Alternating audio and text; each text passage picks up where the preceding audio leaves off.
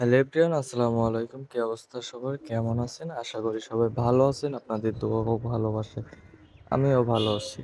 তো আছি হচ্ছে ঝিনাইদহ জেলাতে প্রবেশ করছি এবং প্রবেশের শুরুতেই আসলে এত পরিমাণে ভাঙা রাস্তা যেটা মানে বলে শেষ হবে না, এবং এই যে গড়াই হুট করে একটা চাপ দিয়ে চলে গেল।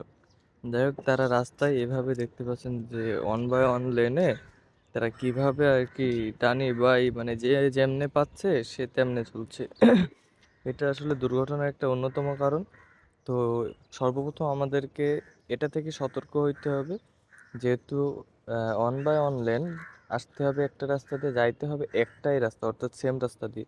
তো সেক্ষেত্রে সবাই সচেতনভাবে যাওয়া উচিত। এবং এটা হচ্ছে থানা, অর্থাৎ 12 বাজার পার হওয়ার পরে যে থানাটা পড়ে তা হচ্ছে সেই থানা, এবং সেই থানাটার নাম মনে নাই সেহেতু বলতে পারলাম না, অতিক্রম করে চলে আসলাম। এবং এটা হচ্ছে একটা স্কুল।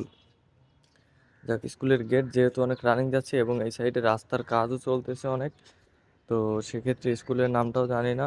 তো যেহেতু ঝিনাইদহ জেলা পার্শ্ববর্তী জেলা, অর্থাৎ আমাদের যশোরের পাশেরই জেলা, তো সেক্ষেত্রে তেমন একটা যাওয়া পড়ে না। তো মাঝে মাঝে যাই কিছু কাজের জন্য, পুলিশ সুপারের কার্যালয়ে ভেরিফিকেশনের জন্য পাসপোর্ট। তো সেক্ষেত্রেই গেছিলাম। এবং দেখতে পাচ্ছেন যে এখানে কিন্তু আখ গাছ আছে, সেই আখ গাছের উপরে আবার ফুলও আছে। অর্থাৎ আমি প্রথম যেদিন যাই সেদিন একজন বলছিল 16 আখ না 18 আখ, যাই হোক ঠিক এমন একটা নামই। কিন্তু যেহেতু আমি শিওর মনে নাই, সেই জন্য শিওর হয়ে বলতে পারলাম না, তবে এরকম কিছু একটা নামই ছিল। দেখ, এসো এই সাইডের আসলে দিক অনেক জায়গায় ফাঁকা রাস্তা আছে, অনেক সুন্দর। কিন্তু আসলে আমার মনে হয় এইসব রাস্তাগুলো 2x2 লেন হয়ে গেলে সবার জন্য অনেক উপকারী, এবং সময় স্বল্পতা কমও লাগবে, এবং দুর্ঘটনা এড়ানো আসলে পসিবল। তো এই রাস্তাটা আসলে দেখতে পাচ্ছেন যে কি পরিমাণে আসলে বাজে হয়ে গেছে, খারাপ হয়ে গেছে। সব জায়গাতে না, কিছু কিছু জায়গাতে অনেক বেশি খারাপ হয়ে গেছে।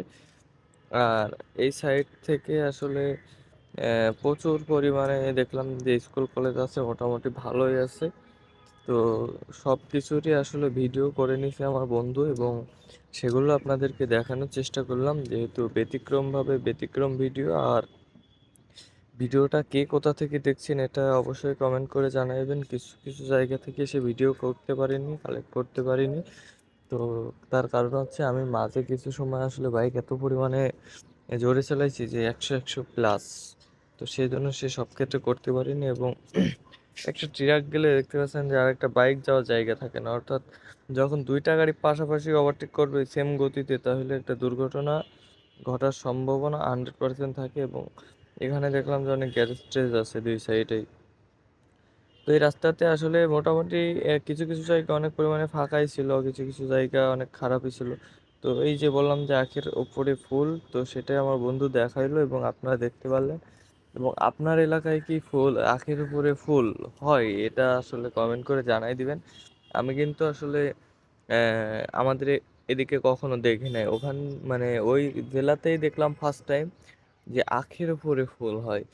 তো এটা প্রথমে আমারও আশ্চর্যকর লাগলেও পরবর্তীতে এক ভাই বললো যে আখের নাম 16 না 18, যাই হোক। তো মোটামুটি ভালোই লাগলো। তো প্রথম দিন আমি গেছিলাম বাসে, এই জন্য আর কি জানতে পারছিলাম কিছু। তো এই যে একটু শহরের আগে আসলেই দেখা যায় যে হচ্ছে প্রচুর পরিমাণে যানজট, এবং এই যানজটের কারণে আর কি স্লো হয়ে যাইতে হয়, যাওয়ার গতি কমে যায়, রিল্যাক্সে ধীরে ধীরে চলে যাইতে হয়। দেখ, এটা হচ্ছে সুগার মিল।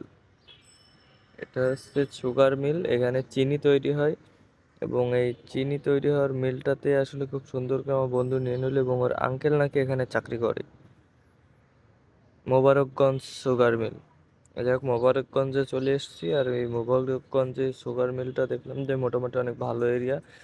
যেহেতু যাইতেছি একটা কাজে, সেহেতু ভিতরে ঢোকার কোনো রিস্কই নিলাম না, না হলে ভিতরে ঢুকে অবশ্যই কিছু না কিছু দেখানোর বা আপনাদেরকে কিছু বোঝানোর ট্রাই করতাম। তো সব পরিশেষে আসলে আমরা দেখতে পাচ্ছেন যে মোটামুটি আমাদের একটার ভিতরে চলে যাওয়ার কথা ছিল, কিন্তু আমাদের যাইতে যাইতে 1:20 বা 1:30 এমন বেজে যায়। তো বেঁচে যাওয়ার পরেও আসলে সমস্যা ছিল না, যেহেতু ওখানে একটা মিটিং হচ্ছিল। সেই মিটিংয়ের জন্য আর কি সবাই মিটিংয়ে ছিল, এবং পরবর্তীতে আসলো এসে কাজকর্ম করে নেবে। এবং ঝিনাইদহ কালীগঞ্জ ২ টা রাস্তা ২ দিকে, এটা হচ্ছে ম্যাপ করে দেখাই দেওয়া আছে। তো ফাইনালি ঝিনাইদহের ভিতরে ঢুকে পড়ছি এবং যে পুলিশ সুপারের কার্যালয়, এটা হচ্ছে আসলে পছন্দ হয়নি ঝিনাইদহতে। কারণ এখানে দেখলাম ঘুষ লেনদেনের বিষয়টা অনেক বেশি। তো এটার সাথে আসলে কে কে সহমত অবশ্যই কমেন্ট করে জানাই দিবেন। এবং যে সরকারি কাজের ক্ষেত্রে আসলে এগুলা ঘুষ দেওয়া নেওয়া এগুলো আসলে কখনোই ঠিক না, যেহেতু তারা সরকার থেকে বেতন নিচ্ছে। তারপরেও সেই 2023 সাল আর নাই, 2024 সালে চলে এসে 24 সাল শেষ হয়ে যাচ্ছে, 25 সালে চলে যাচ্ছে। তো সেক্ষেত্রে ঘুষ লেনদেন আসলে বন্ধ করুন, এগুলো আপনাদের প্রতি আহ্বান থাকলো। এবং আসলে কেউ ঘুষ টুস দিবেন না, যেহেতু আইডি কার্ড যেহেতু আপনি করছেন, সেহেতু পুলিশ ভেরিফিকেশন আপনার করার দরকার নাই বললে চলে। এবং যেহেতু আইডি কার্ড দিয়ে আপনি পাসপোর্ট করবেন, সেহেতু আপনার আইডি কার্ড ভেরিফাই করলে আপনার নামে মামলা আছে কি যায় আছে আপনার ওখান থেকে দেখা যাবে। তো সেক্ষেত্রে যে পাসপোর্ট ভেরিফিকেশনের কাগজপত্র আমার মনে হয় যে কেউ নিয়ে গেলে হয়, এত প্যারাপ্যারেশানি দেওয়ার কোনো দরকারই নাই। আপনারা আসলে যেহেতু শিক্ষিত মানুষ, আপনাদের ঘুষের যদি দরকার থাকে ডিরেক্ট বলে দিবেন যে আমাদের ঘুষ লাগবে, আমাদের টাকা লাগবে, টাকা দিতে হবে। তো সেক্ষেত্রে সবার জন্য ভালো হয়। আসলে এইভাবে পুলিশ যদি ভোগান্তি দিয়ে থাকে এখন, তাহলে এটা সবার জন্য অনেক কষ্টকর। এবং সেই আগের সময় আর নাই, যে সময়টা আসলে পুলিশে তাদের প্রচুর পরিমাণে গাড়ি জোর দেখাইতো। এখন আসলে জোর দেখাইতে গেলে আপনারা শ্যাটার কাট খুলে দেবেন মেরে। এটা হচ্ছে, যদিও বলা ঠিক না, তারপরে বলে দিলাম তাদের ব্যবহার খারাপের জন্য। কারণ পাসপোর্ট ভেরিফিকেশনের জন্য এত টাকা দিয়ে পাসপোর্ট করার পরে তাদের যদি আবার 500-1000 টাকা দিতে হয়, তাহলে ওই পাসপোর্টের ভাড়া আপনাদের নেওয়ারই দরকার নেই। ওরা যা পারে করুক, ওরাই আসলে বাইরে থেকে রেমিটেন্স বয়ে নিয়ে আসুক। তো কথাগুলো আসলে বললাম অনেক কষ্ট দুঃখ সাথে। তো কথাগুলো খারাপ লাগলে ক্ষমা চোখে দেখবেন, এবং ভিডিওটা ভালো লাগলে লাইক কমেন্ট শেয়ার দিবেন। সবাইকে অনেক অনেক ধন্যবাদ।